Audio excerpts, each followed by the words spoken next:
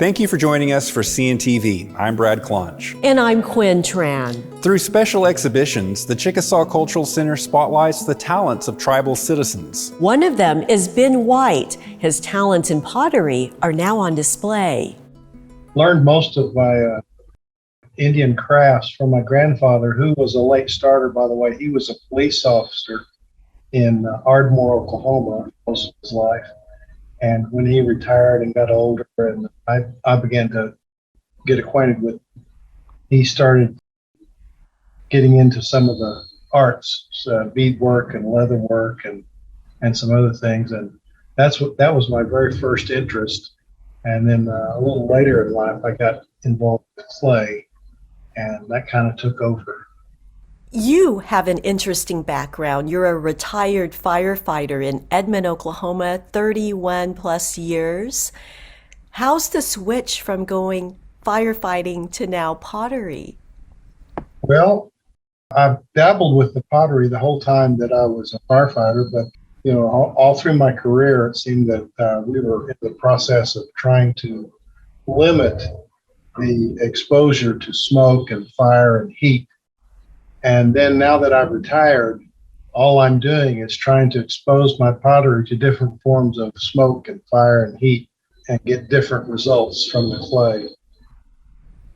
What is it about pottery that makes it such a unique form of art? Well, I like to tell people that have never messed with it too much that the clay is so formable, so wet and pliable when you first start. And then even as the project goes on, the clay begins to dry and get firmer and stiffer, and you can do things to it later that you couldn't do at the first. And then, of course, eventually it dries completely. And when it's completely dry of moisture, then you put it in a fire, and the clay transforms from anything that's pliable at all to a lot of clay is called stoneware because it's so hard, it's like a rock. And and that's why we find pieces of pottery today that our ancestors made years and years ago, and they were able to, sometimes they're cracked, sometimes they're broken, but we can still find parts, all these years later. The main thing that goes through all of my pottery is the polish. I was talking about how the clay changes. When I first make a form out of clay and it starts to dry and it gets what they call leather hard, it's still a little bit pliable. I take a smooth stone and I polish it. And this is what our ancestors did. The surface can get compressed and very shiny. And then I'll come back an hour later and I'll polish it again and it will get shinier. And you keep doing that until you get almost to the point where you can't do it anymore. It's too hard. If you start polishing it when it's too hard, it actually dulls the finish. So there's a sweet spot there.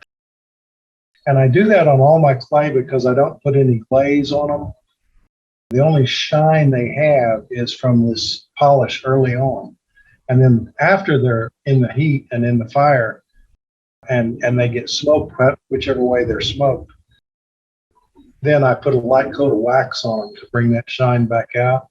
And you just can't get that look any other way. What do you want visitors to see, know, understand about pottery in your pieces? I think it's just to be enjoyed. I mean, our ancestors, they did things for useful purposes. They cooked, stored things, and kept stuff in their vessels. And then eventually they would break and they would make another one. That's the purpose that they had. We've got much better materials today to cook in and store things in, and it's just hard to kind of match that usage. But today I think they're just to enjoy the beauty of them, the heritage of them, and the creativity. We enjoyed connecting with Mr. White. The elders' pieces are exquisite. The Chickasaw Cultural Center is also featuring this month another Chickasaw artist. We'll share with you the art of Brian Landreth next time on CNTV. Important elections are coming up, and now is the time to register to vote. Oklahomans must register to vote by June 3rd in order to cast ballots for the upcoming primary and special elections. Those elections are set for June 28th. The primary election determines the candidates from each party who will run in the November final elections. Get all the information you need, including election dates, how to register and vote at voteyourvaluesok.com. May is National Foster Care Month. The Chickasaw Nation has a foster care program that encourages Chickasaws and other Native American Indians to consider foster parenting. Children are in need of a good home with loving people. It takes someone who wants to be a positive part of a child's life. Someone who understands that it's temporary care, that this is not forever, because sometimes it can be difficult when the child goes back home, you have the separation there. But our best foster parents are those who just have a heart to help a child have a good life and be a positive influence.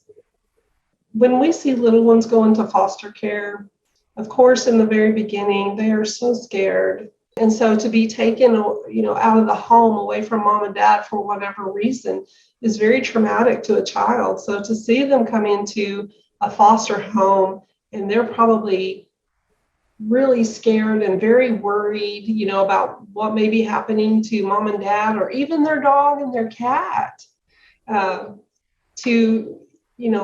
just becoming accustomed to being in that home and being loved by people, and being shown a stable home life with good parents. It's really rewarding to see that child just blossom and grow.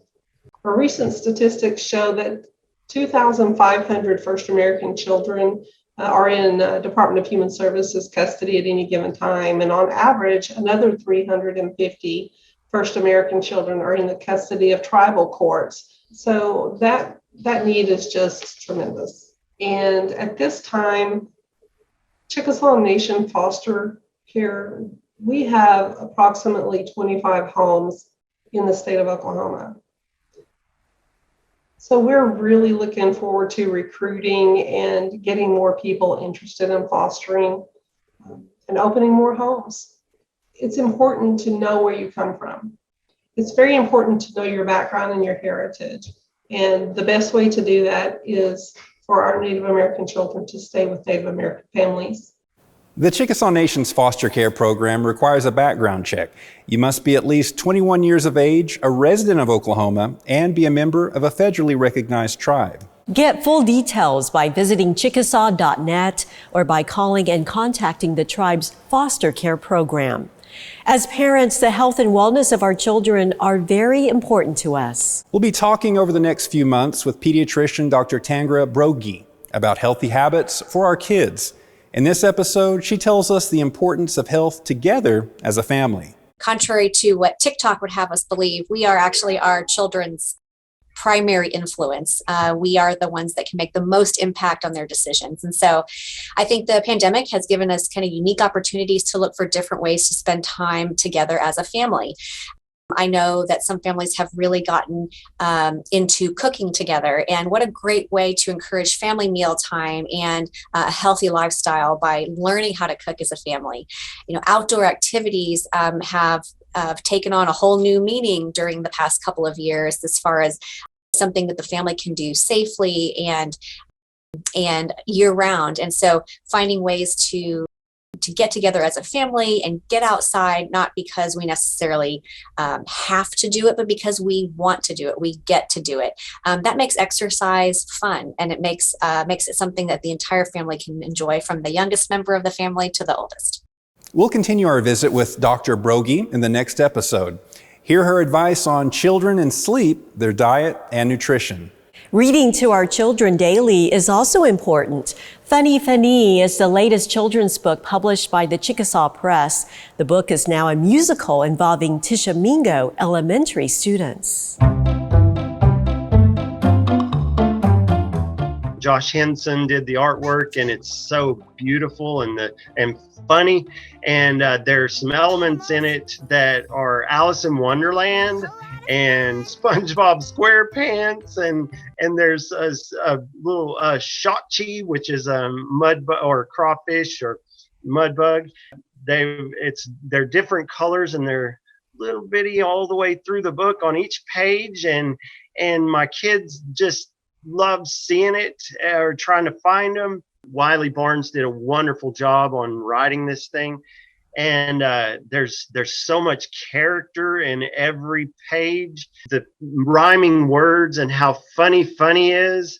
And it has so many animals. There's 75 animals in this book, and which they're not all in the story, but they've got a glossary in the back that goes through things about the animals, and it names them in Chickasaw, and there's just amazing things that are all through this book. And I said, you know what?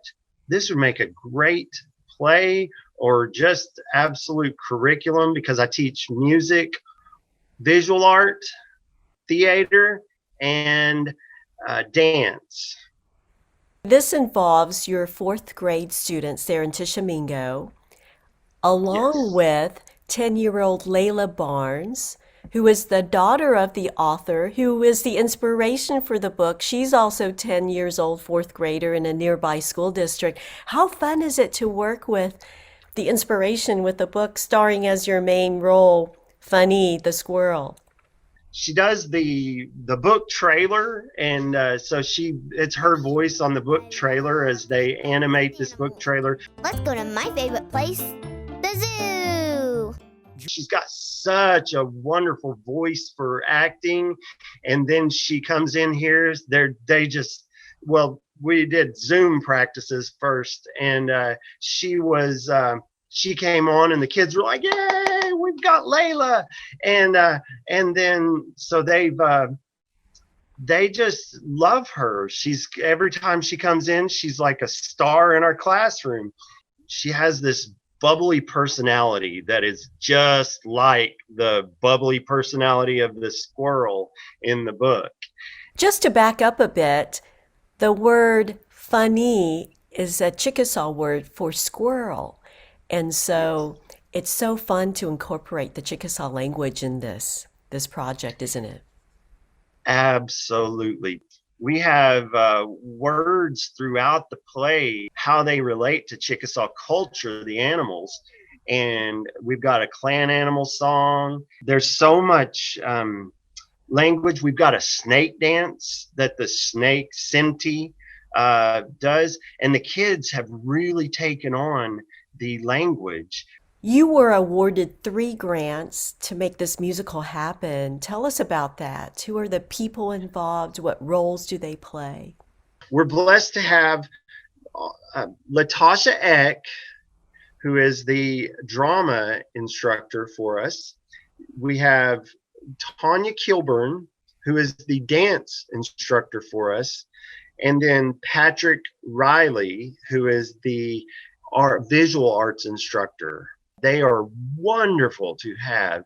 They teach me and my kids so much. They make them the learning so joyful, and they've inspired everybody in this school to be better teachers, I think. You've been at Tishomingo Elementary School for nearly 20 years.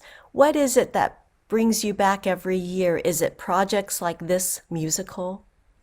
It's the teachers, the camaraderie, the students, the administration, my friends on campus. I'm from Tishomingo, actually. I graduated Tishomingo High School, and then I went to Murray State College, and the community is so encouraging, and parents, teachers, everybody has this, we have a great thing going here in Tishomingo. Performances are set for 2 days, May 5th at Fletcher Auditorium there in Tishomingo, and then May 6th at the McSwain Theater in Ada, Oklahoma. What can we expect from the production? What do you want audiences to enjoy from this musical of Funny Funny? This show is so full of joy that I think every audience will come out of there with joy and laughter, and a sense that arts are life, that anyone can be creative and artistic and you just have to be shown the way sometimes. We hope to connect soon with a young Chickasaw who is the inspiration and voice behind the main character, Fani. Meet her in an upcoming episode of CNTV. Thanks so much for being with us. Quinn and I will see you next time.